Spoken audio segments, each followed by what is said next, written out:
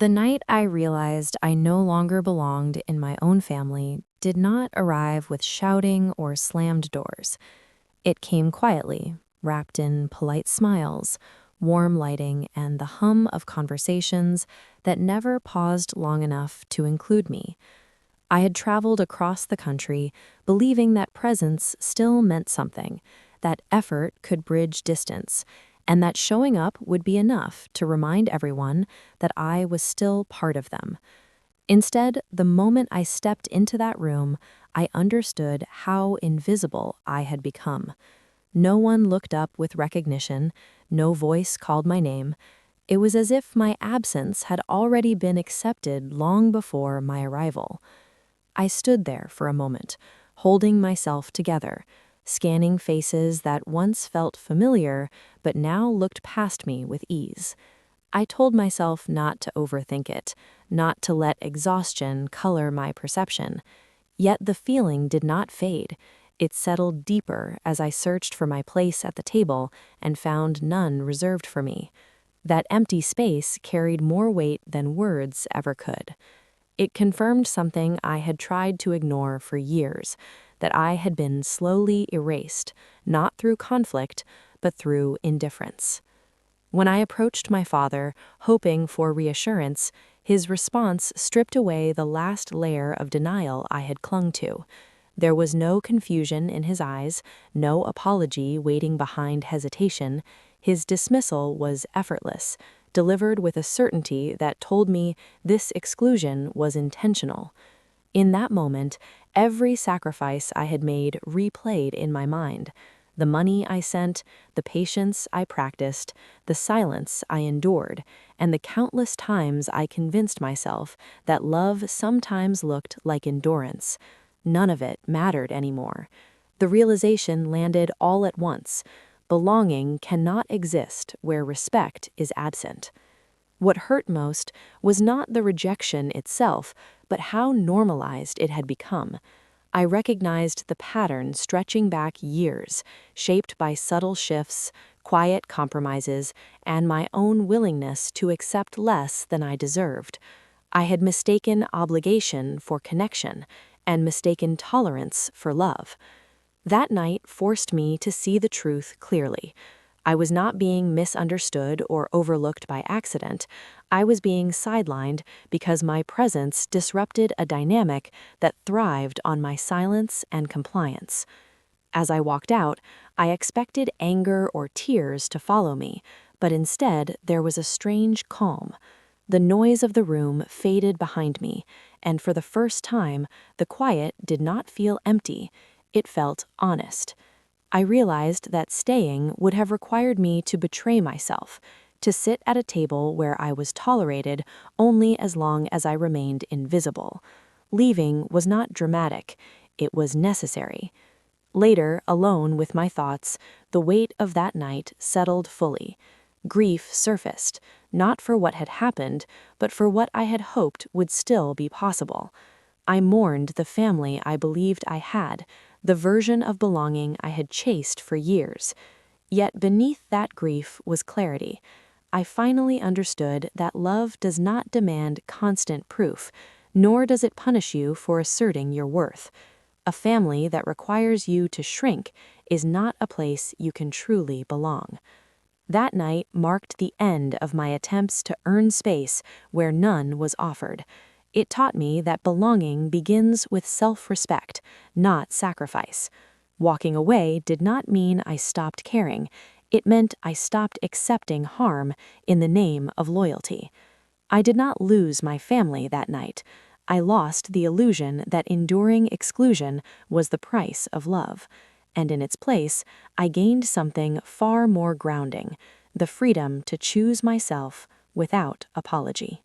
The birthday dinner was meant to be a simple celebration, a moment where family gathered around a shared table to honor another year of life.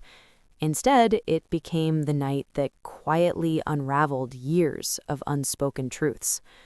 I arrived believing that time, distance, and effort still held meaning, that showing up could mend what had slowly fractured. But from the moment I stepped into the room, I felt the weight of something unfinished hanging in the air. Smiles were polite, conversations continued uninterrupted, and no one paused long enough to acknowledge that I had come from far away just to be there. The table told the story before anyone spoke. There was no place for me, no name waiting among the cards carefully arranged for everyone else. That absence was deliberate, and it echoed louder than any argument ever could. I stood there, carrying a gift chosen with care, realizing that the exclusion was not an oversight, but a decision. It reflected years of quiet choices made without me, moments when my role had been reduced without my consent. The dinner was not the beginning of the betrayal, but it was the first time it stood in plain sight. When I finally asked my father what was happening, his response confirmed what I had avoided acknowledging for too long. There was no hesitation, no attempt to soften the blow. His words dismissed me as easily as if I were an inconvenience, rather than his daughter. In that instant, memories surfaced of every time I had shown up despite being overlooked, every time I had given without being thanked, and every moment I had excused coldness as grief, stress, or misunderstanding. The betrayal was not loud or sudden. It was built through years of silence and permission. What made the moment unbearable was not just his words, but the collective quiet that followed. Others heard, others saw, yet no one intervened. The lack of reaction revealed how normalized my exclusion had become.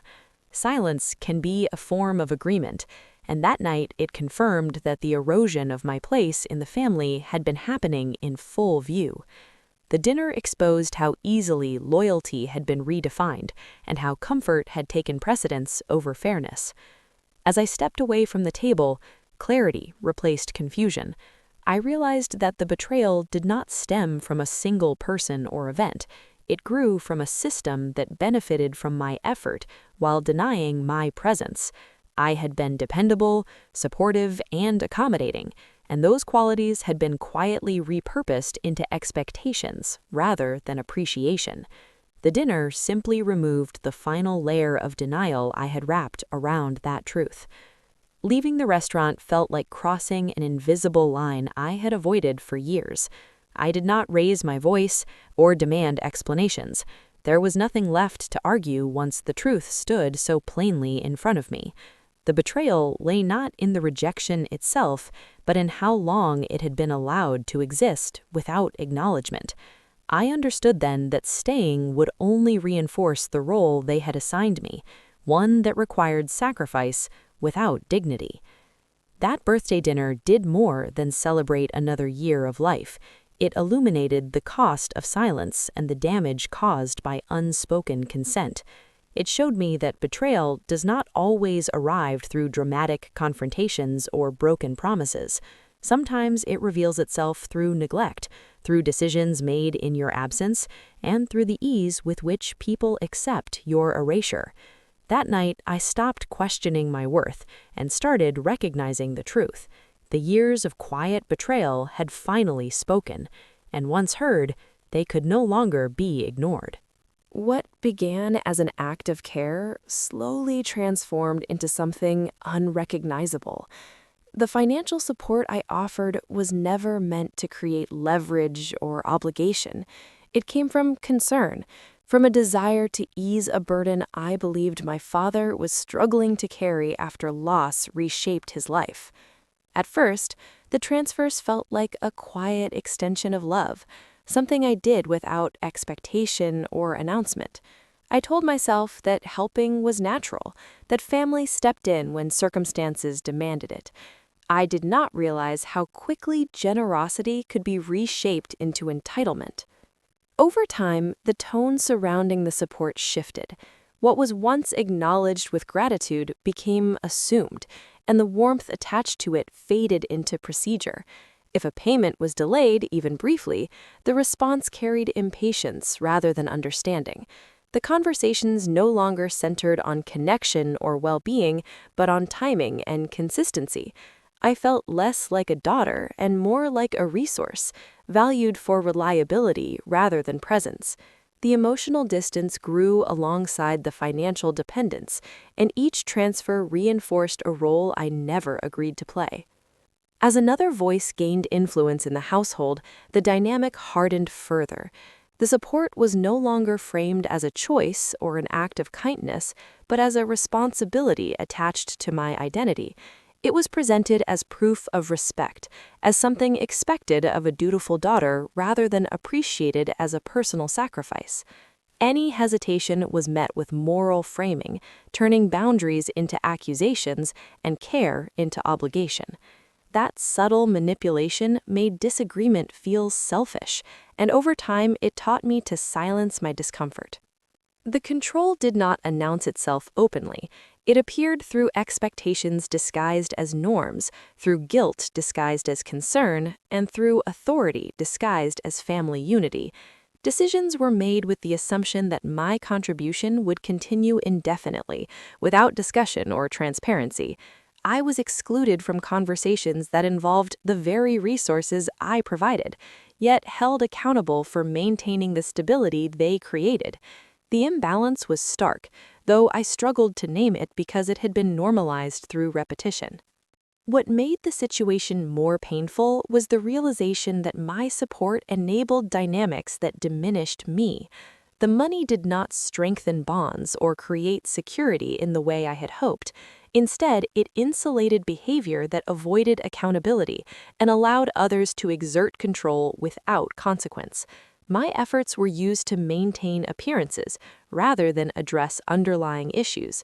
Each month, I reinforced a system that benefited from my silence while offering me diminishing respect. The moment I recognized the support as a tool of control was not sudden, but once the truth surfaced, it was impossible to ignore. I saw how easily access could be demanded, how quickly boundaries were dismissed, and how resistance was met with hostility. The financial tie had become a mechanism to assert power, shaping how I was spoken to and how my choices were judged. Care had been weaponized, and my role reduced to compliance. Ending the support felt heavy, not because it was wrong, but because it shattered an illusion I had protected for years. It forced me to confront the truth that love cannot survive where control dictates the terms. Choosing to stop was not an act of punishment, but an act of self-preservation. It reclaimed my autonomy and restored a balance that had been lost through quiet coercion. When financial support became a tool of control, it taught me a lesson I will carry forward. Generosity must be accompanied by respect, and help cannot come at the cost of dignity. Care given under pressure is no longer care. By stepping away, I learned that boundaries are not betrayals, and reclaiming them is sometimes the only way to protect what remains of yourself. Uncovering the truth did not arrive through a dramatic confession or a sudden revelation. It emerged quietly, through inconsistencies that no longer aligned and silences that felt too deliberate to dismiss. For years, I had sensed that something beneath the surface was misaligned, yet I had learned to question my own instincts before questioning the people around me. Manipulation rarely announces itself openly. It works best when it convinces you that your discomfort is misplaced and your doubts are ungrateful. By the time the truth began to take shape, the groundwork had already been carefully laid. The first cracks appeared in the way stories were told. Details shifted depending on the audience, and explanations felt rehearsed rather than sincere. Small contradictions were brushed aside with confidence, as though certainty alone could replace honesty. I noticed how quickly responsibility was redirected, how often blame traveled in circles without ever landing where it belonged. These patterns were subtle enough to ignore individually, but together they formed a structure built on avoidance. The realization unsettled me because it suggested intention rather than misunderstanding. As I paid closer attention, the emotional manipulation became clearer. Conversations were framed to evoke guilt rather than understanding, urgency rather than dialogue. When I expressed concern, my reactions were labeled excessive or disrespectful, creating a narrative that positioned me as the problem. Over time, this tactic eroded my trust in my own perceptions. I learned that manipulation thrives when it convinces you to doubt yourself, and the more I questioned my reality, the easier it became for theirs to dominate the story. The lies were not always spoken outright. Many were created through omission. Important information was withheld, timelines blurred, and accountability dissolved into vague explanations. Silence became a strategic tool, allowing assumptions to form without challenge. I realized that what I had accepted as privacy was often concealment, and what I had interpreted as complexity was frequently deception. Each withheld truth reinforced the imbalance of power, keeping me reactive instead of informed. When evidence began to surface, it aligned too precisely to be dismissed. Patterns replaced speculation, and facts replaced feelings. The consistency of the behavior exposed how carefully the situation had been managed to remain hidden. I understood then that manipulation is sustained not just by lies, but by the confidence with which they are delivered. Truth threatens control, and the resistance I encountered when asking direct questions confirmed that something significant had been protected for a long time. Confronting the reality was disorienting. It required me to revisit memories and reinterpret moments I had once excused. The betrayal cut deeper because it revealed how trust had been exploited rather than simply broken. I was not misled by accident. I had been guided away from the truth deliberately, kept compliant through guilt and obligation. Recognizing this shifted my understanding of the past and clarified why my boundaries had always been met with resistance. Uncovering the manipulation did not bring immediate relief. It brought grief for the honesty that had never existed, and anger for the time I had lost doubting myself. Yet within that pain was clarity. Lies lose their power once exposed, and manipulation weakens when it can no longer hide behind ambiguity. Seeing the truth allowed me to reclaim my agency and trust my instincts again. In the end, the most profound realization was not about what had been hidden, but about what I had endured. The truth behind the manipulation and lies showed me that my discomfort had always been valid. Naming it did not change the past, but it changed my future. Awareness became the turning point that freed me from a narrative designed to keep me silent. And once the truth surfaced, I no longer had to carry it alone. Choosing distance was not an impulsive decision made in anger. It was a gradual acceptance of a truth I had resisted for far too long. For years, I believed that endurance was a measure of love, and that patience could eventually restore balance to relationships that felt uneven. I stayed, explained, gave, and compromised, hoping that consistency would soften what had grown rigid. But distance became necessary when I finally understood that remaining present in a harmful dynamic was costing me more than I could afford to lose. Setting boundaries felt unnatural at first because I had been conditioned to associate them with guilt. Every attempt to protect my emotional space had once been framed as selfishness or disrespect. I learned to override my instincts, to prioritize harmony over honesty, and to minimize my own discomfort to maintain stability for others. When I began to say no, the resistance I encountered confirmed what I had long suspected. Boundaries threatened a system that depended on my availability and compliance, and the backlash revealed how little room there had ever been for my autonomy. Distance created space for clarity. Away from constant expectations and unspoken demands, I began to hear my own thoughts without interference. The emotional noise that once filled my days faded, replaced by a quiet that felt unfamiliar but grounding. I realized how deeply the old dynamic had shaped my sense of worth, teaching me to equate value with usefulness. Without that pressure, I started to recognize myself beyond the roles I had been assigned. The peace that followed was not immediate or effortless. It arrived in fragments, through uninterrupted mornings, steady routines, and the absence of anxiety I had grown accustomed to carrying. I noticed how my body responded first, how tension eased when I was no longer anticipating conflict or judgment. The relief surprised me, because I had been warned that stepping away would bring regret. Instead, it brought rest. The space I claimed allowed healing to begin in ways I had never experienced while trying to hold everything together. Choosing distance also required releasing the hope that things might change if I tried harder. That hope had kept me tethered to cycles that repeated with painful predictability. Letting go meant accepting that some people are committed to patterns that benefit them, regardless of the harm caused to others. Boundaries expose that truth clearly. They are often resisted not because they are unreasonable, but because they disrupt control. As time passed, I redefined what family and connection meant to me. I invested in relationships that honored mutual respect and emotional safety. I learned that peace does not come from avoiding conflict, but from refusing to participate in dynamics that erase you. The absence of constant explanation became a form of freedom. I no longer needed permission to prioritize my well-being or validation to trust my decisions. The distance I chose was not a rejection of love, but a refusal to accept mistreatment as its cost.